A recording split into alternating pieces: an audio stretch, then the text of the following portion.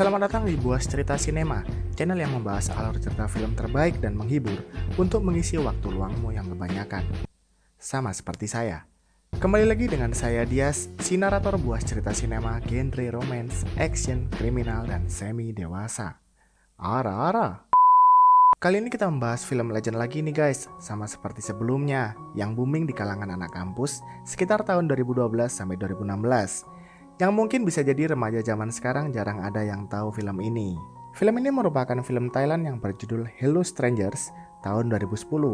Film ini bercerita tentang dua orang turis Thailand yang tidak sengaja bertemu di Korea Selatan. Karena sebuah insiden, si cowok terpaksa mengikuti si cewek yang sesama dari Thailand. Meskipun awalnya si cewek tidak nyaman, tapi lama-kelamaan tumbuh benih-benih cinta di antara mereka. Anehnya, mereka berdua sepakat gak kasih tahu nama asli masing-masing. Kalau pengen tahu cerita lengkapnya, tonton sampai habis ya. Scene pertama dibuka di bandara menuju Korea Selatan. Si cowok yang habis putus pergi liburan untuk menenangkan pikirannya. Si cowok ini benar-benar pergi tanpa persiapan. Sedangkan si cewek diantar pacarnya yang super teliti. Di eskalator ini adalah tempat pertemuan pertama mereka yang secara tidak sengaja. Dan di eskalator ini sudah menampilkan adegan yang sangat lucu banget. Dan kelucuan ini pun berlanjut hingga ke dalam pesawat.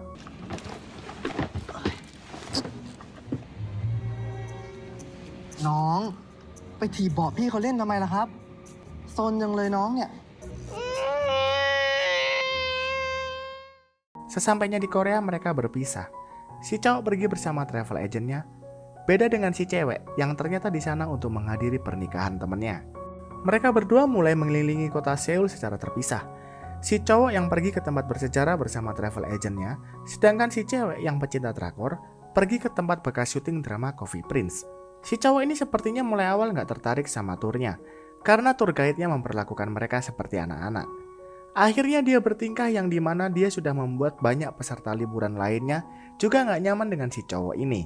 Malamnya dia mutusin buat keluar dari hotel buat nyari makanan di kedai pinggir jalan. Karena terkendala bahasa, dia nggak tahu kalau apa yang dia makan itu adalah daging anjing. Waktu dia kaget, dia langsung minum air botol yang ternyata isinya adalah soju. Yang bikin dia akhirnya menjadi mabuk berat. Saking mabuknya bukannya dia tidur di hotelnya sendiri, dia malah tepar di depan hotel si cewek. Si cewek yang nggak tega ngeliat dia kedinginan, akhirnya mindahin dia di dalam hotelnya. Ya meskipun dipindahin di tempat sepatu. Besoknya si cowok bangun kesiangan, karena nggak tahu di mana hotelnya, dia minta tolong buat diantar ke hotelnya. Si cewek yang niatnya baik ngantar ke hotel malah mengantarkan ke hotel yang salah, yang akhirnya membuat si cowok ini ditinggal oleh rombongannya. Karena si cowok ini nggak pegang uang karena ketinggalan di hotel, ditambah dia nggak bisa bahasa Inggris ataupun Korea, terpaksa dia harus mengikuti cewek ini karena dia bisa bahasa Inggris. Si cewek menolak karena ngerasa ini cowok ada niat buruk ke dia. Tapi si cowok terus mengikuti sampai stasiun.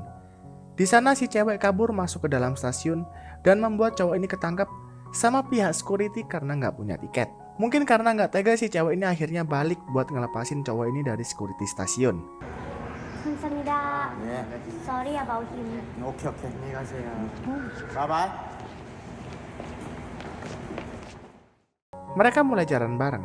Si cewek yang awalnya sudah bad mood ditambah lebih bad mood karena kelakuan cowok ini sangat-sangat aneh. Di monumen drakor yang terkenal Winter Sonata, si cowok ngejek cewek ini terlalu bucin sama drakor itu. Si cewek makin gak suka sama cowok ini. Tapi mulai berubah gara-gara lelucon si cowok ini ngisi suara patung pemain Winter Sonata. Si cewek ketawa termasuk wisatawan yang ngelihat kelakuan si cowok. ตัวเองมาด้วยโอ้โอ้อุ้ยจะหิวกิ้วมาก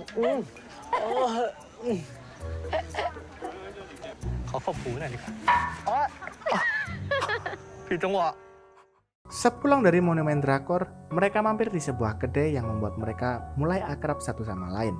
Di kedai si cowok cerita kalau nggak cocok sama makanan Korea, karena menurutnya kebanyakan masih mentah. Yang akhirnya membuat si cewek ini nantang si cowok untuk makan gurita hidup. Kalau guritanya dimakan sampai habis, si cewek harus minum 1 botol soju.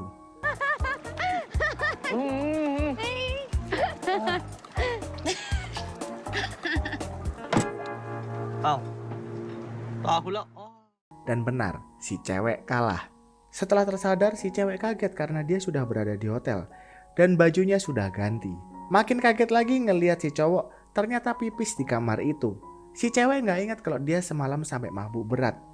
Di kamar itu si cewek juga mutusin pacarnya lewat telepon. ก็ดีคอยดูนะ ต่อจากนี้กูจะดักเป๊ปซี่ไปหลังๆ กูจะดูซีรีส์ให้ตาแฉะ กูจะนุ่งบิกินี่เดินรอบเกาหลีแม่งเลย กูจะแลดแล้ว Putus dari pacarnya membuat si cewek ini galau. Melihat cewek ini nangis di jembatan sambil teriak-teriak, membuat si cowok coba menghibur dia dengan ikutan teriak-teriak. เดี๋ยวกูใส่เป็นเพื่อนเอง Si cewek berusaha ngelupain semua masalahnya dengan jalan-jalan seru bareng si cowok. Mereka sampai belanja baju couple, ke tempat gembok cinta, ke diskotik. Malamnya mereka berdua bahkan sampai rebahan di tengah jalan. Dan di situ mereka ngerasa semakin dekat. Paginya si cowok ditunggu bis rombongan travelnya. Mereka saling berpamitan untuk berpisah. Si cowok nanya nama asli si cewek, tapi si cewek menolak. Dia bilang cukup jadi kenangan aja. Di dalam bis ini si cowok ngeliat si cewek yang sedang melambaikan tangan perpisahan.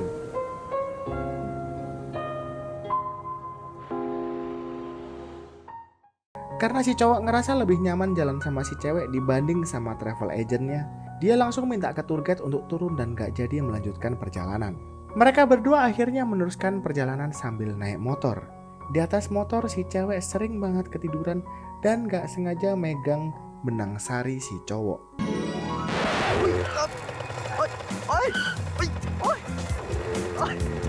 Modusnya halus, pura-pura tidur.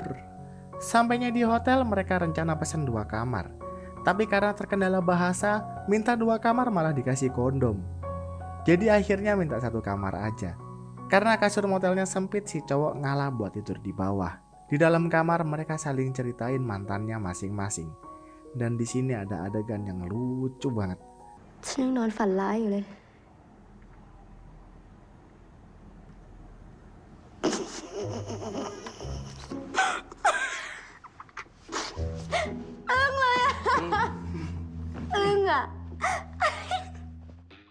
Besoknya mereka sampai di rumah Min A, teman Korea si cewek yang mau menikah. Mereka nginap di sana. Orang tua Min A berpikir kalau mereka ini adalah pasangan suami istri. Sebelum mereka tidur, si cowok nelpon mantannya pakai HP si cewek, tapi nggak diangkat. Si cewek coba menghibur si cowok dengan pura-pura jadi penyiar radio favoritnya dan berusaha membantu masalahnya. Si cowok ini akhirnya cerita kenapa dia putus sama pacarnya. Oh iya, di sini mulai diperkenalkan nama dari mereka berdua, Dang dan Mai. Itu adalah nama samaran untuk memperkenalkan diri ke orang tua Min A. Kemudian si cewek ini nyuruh si cowok buat nulis surat buat mantannya yang akan mereka kirim keesokan paginya.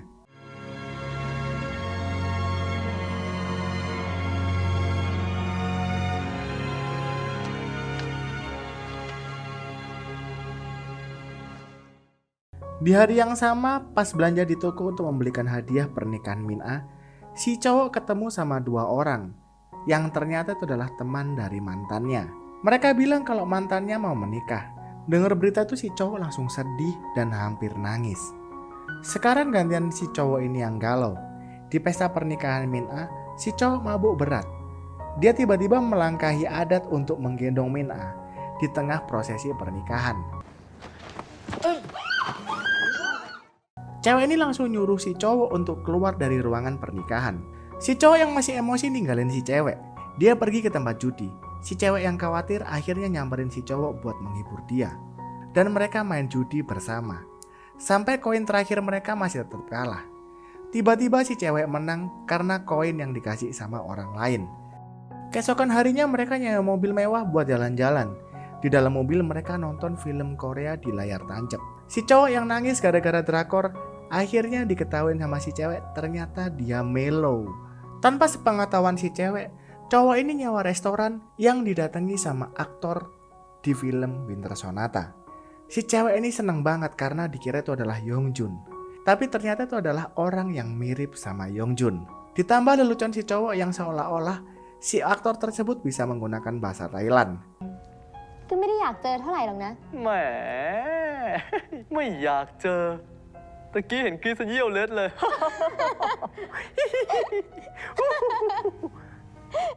Keesokan harinya mereka pergi ke tempat bersalju impian si cewek. Di sana mereka makin kelihatan kalau suka sama suka. Di tengah hujan salju itu si cowok tiba-tiba nyium si cewek.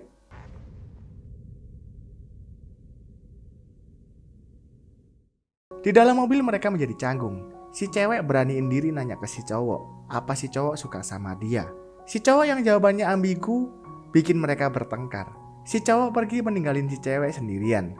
Si cowok yang sudah jalan udah terlalu jauh tiba-tiba balik karena khawatir ninggalin si cewek sendirian malam-malam. Sampainya di mobil si cowok ngeliat si cewek sudah nggak ada.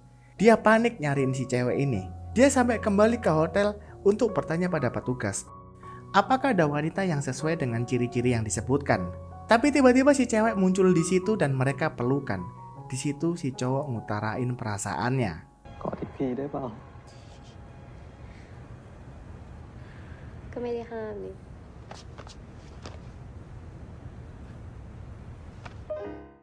Besoknya mereka ngelanjutin wisata bareng yang membuat mereka semakin lebih dekat lagi.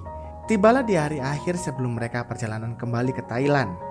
Mereka menyempatkan foto bareng buat kenang-kenangan. Si cewek meminta tolong pada perempuan yang dia lihat, yang ternyata itu adalah mantan si cowok.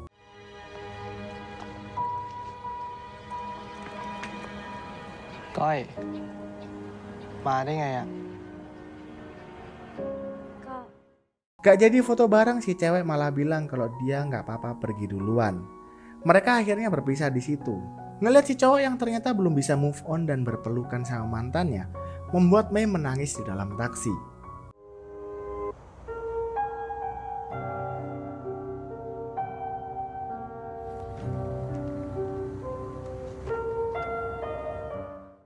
Di dalam pesawat ternyata bangku mereka tidak berdekatan. Pas si cewek keluar dari toilet, si cowok menyamperin dan meminta maaf dan berusaha ngejelasin. Si cewek yang berusaha sok tegar bilang kalau dia baik-baik saja, dengan matanya yang masih berkaca-kaca dan bilang, toh kita cuma teman yang ketemu di luar negeri ya kan? Si cowok berusaha nanya namanya siapa, tapi si cewek menolak. Mereka akhirnya beneran berpisah tanpa tahu nama dan nomor telepon masing-masing. Di parkiran pas nyari kunci mobil, si cowok nemuin koin judi kenang-kenangan dari si cewek, dan si cowok nangis di situ.